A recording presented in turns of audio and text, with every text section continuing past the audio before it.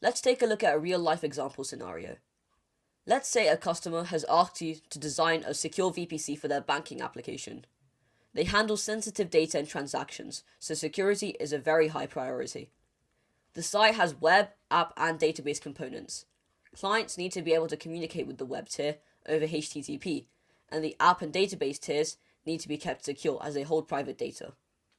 They have auto-scaling set up, but as they're a global service, they usually have their infrastructure spun up to the max, which in their case is 150 web servers, 1,250 compute servers for the application, and 300 database instances.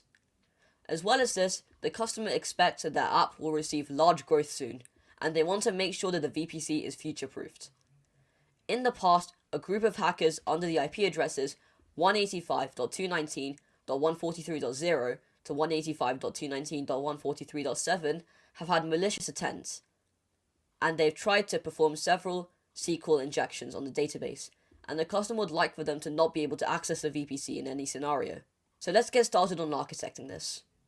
Since the customer is confident in large future growth, we're going to leave 2/3 of their IP allocations empty for redundancy, so that they can be used when the customer spins up new infrastructure to handle growth, meaning we'll need to triple our calculations.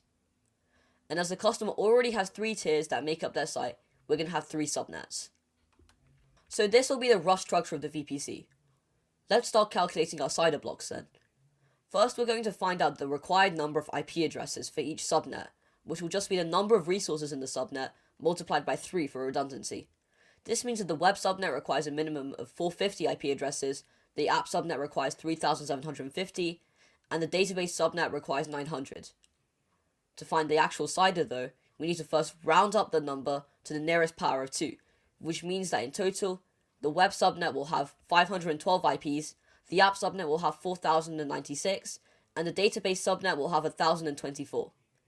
Then we take the power of 2 and subtract it from 32 to get the final CIDR, which will be /23 for the web subnet, /20 for the app subnet, and /22 for the database subnet. If we add all our required IP addresses together, we'll get 5,632 as the minimum required number of IPs for the whole VPC. This fits into /19, which can fit 8,192 IPs. And as the customer doesn't have a preference for the starting IP, we can start at 10.16.0.0. This now gives us our final CIDR blocks for the VPC and subnets, so we can put in the required infrastructure.